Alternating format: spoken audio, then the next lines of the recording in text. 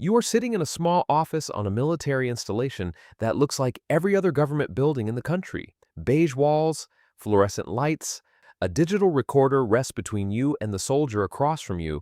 His uniform is pressed, his hands are folded. He says it was a mistake. You introduce yourself as a counterintelligence special agent. You show credentials. You explain that the conversation is voluntary for now. He nods. 3 days ago, classified material was accessed from his workstation at 0213. The logs show a removable device connected for 7 minutes.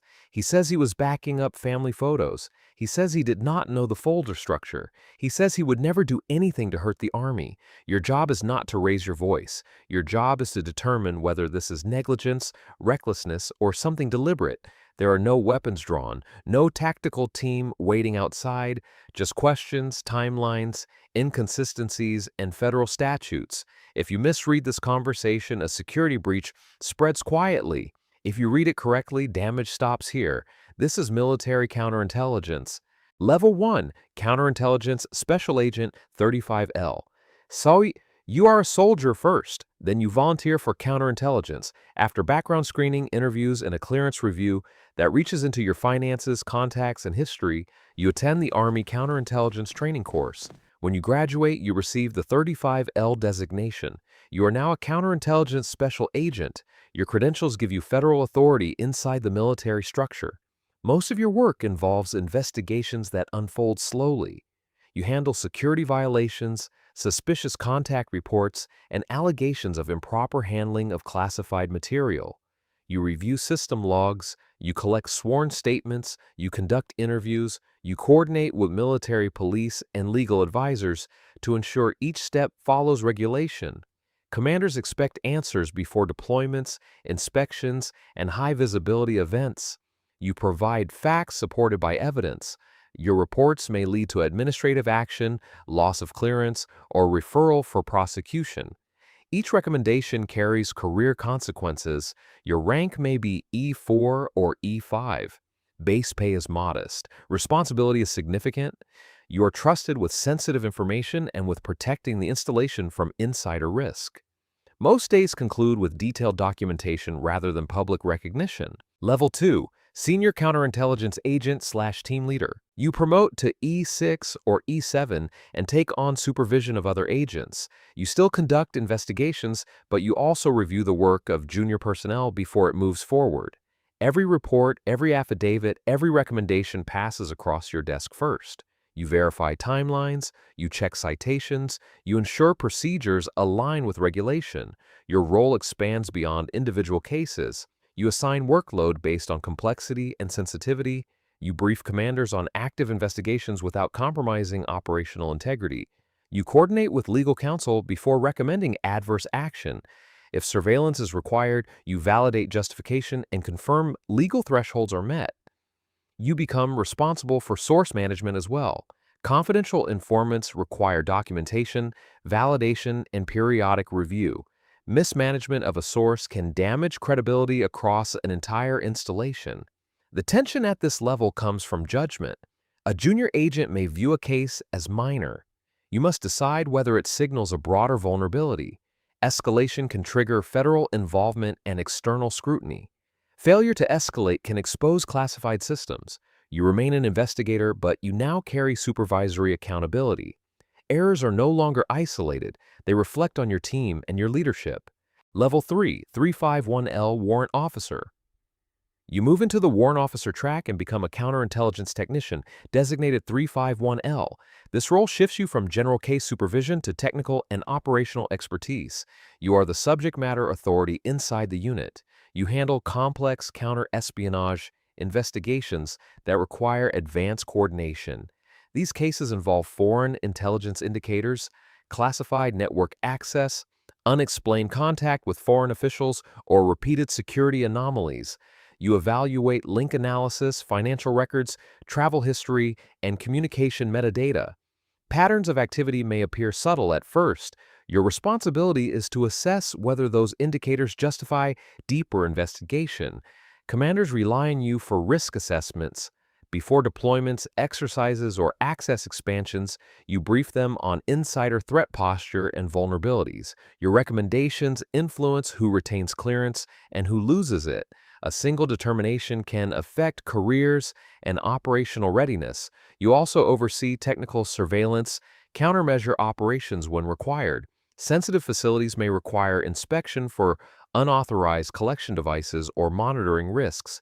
Documentation must meet federal standards. Your rank may range from W1 through W3. Pay increases, accountability increases more. You are now the technical authority others consult before decisive action is taken. Level 4, Chief Sergeant, 35Y. You reach the senior enlisted level as a Chief Counterintelligence Sergeant, designated 35Y. Your focus shifts from running cases to managing the counterintelligence element as a whole. You oversee multiple agents and warrant officers. You track workload, investigative timelines, training requirements, and readiness posture across the unit. Your responsibility includes maintaining standards. Case files must withstand legal review. Evidence collection procedures must follow regulation. Agents require periodic evaluation to ensure professional conduct and investigative discipline. A mistake at this level affects the credibility of the entire detachment. Installation leadership turns to you for guidance on insider threat indicators and foreign intelligence risks. Before major exercises or deployments, you brief commanders on force protection vulnerabilities. Your assessment may influence access decisions, assignment eligibility, or clearance suspensions. You also mentor younger agents. Some struggle with the pressure of making recommendations that affect careers. You explain that counterintelligence protects the mission first. Personal discomfort cannot override duty. Rank at this level is E8 or E9. Pay reflects seniority. Authority reflects experience. You represent the enlisted voice inside strategic discussions and ensure investigative integrity remains intact. Level 5, Counterintelligence Officer 35A2E. You commission as a counterintelligence officer under the 35A2E designation. Rank ranges from O1 through O3. Your role moves from conducting investigations to directing them. You command a counterintelligence detachment or serve as the officer in charge of a field office. You establish investigative priorities based on threat reporting and commander guidance. You approve operational plans, allocate personnel, and coordinate closely with legal advisors. Every action must align with federal law and Department of Defense policy. Your signature authorizes surveillance requests, clearance suspensions, and referrals for prosecution. You brief battalion and brigade commanders on insider threat posture and foreign intelligence risks. You translate investigative findings into operational impact. Commanders rely on your assessment before deployments and access expansions. You also coordinate with external federal partners when jurisdiction extends beyond the installation. Oversight increases at this level. Decisions are reviewed by higher headquarters and inspected for compliance. Your authority expands, so does accountability. Level 6, Field Office/Battalion Commander. You promote to Major or Lieutenant Colonel and assume command of a counterintelligence field office or battalion-level element. Your focus moves from individual investigations to regional oversight. Multiple detachments now report through your chain of command. You manage operational tempo across installations within your area of responsibility. You allocate personnel based on threat reporting and investigative demand. Resource decisions affect which cases move forward and which remain pending. Your guidance shapes the regional counterintelligence posture. You coordinate with senior commanders across brigades and divisions. Before major exercises or deployments, you provide threat assessments that influence access controls and force protection measures. You also maintain liaison with federal partners such as the FBI and Defense Intelligence Agency when cases require joint handling. Inspection cycles and compliance reviews fall under your supervision. Documentation, training standards, and legal adherence must withstand higher-level scrutiny. A procedural failure at this level affects multiple installations. You remain accountable for every detachment under your command. Decisions carry operational, legal, and strategic consequences across the region. Level 7, Theater-Level Counterintelligence Leadership. You promote to colonel and assume responsibility for counterintelligence operations across an entire operational theater. Multiple field offices and battalions report through your headquarters. Your scope now covers several states or overseas regions supporting active combatant commands.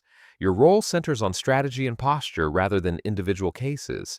You assess foreign intelligence collection efforts targeting military personnel, contractors, and infrastructure. You evaluate insider threat trends across installations and identify systemic vulnerabilities. You brief senior military leadership on risk exposure before major operations, force rotations, and access expansions. Your assessments influence clearance policies, travel restrictions, and security reviews. Decisions at this level affect thousands of service members. You coordinate with national-level agencies to align counterintelligence priorities with broader defense objectives. Information sharing agreements, interagency task forces, and joint investigations require disciplined oversight. You are no longer reviewing interviews or evidence logs. You are shaping regional counterintelligence strategy. Accountability expands beyond one installation. Your evaluations can redirect operational focus across an entire theater. Level 8. Senior Strategic Oversight. You advance to senior strategic oversight at the general officer or senior executive level. Your responsibility extends across the Department of Defense counterintelligence structure. Regional commands and field offices feed reporting into national assessments that inform defense leadership. Your focus is policy, doctrine, and long-term threat posture.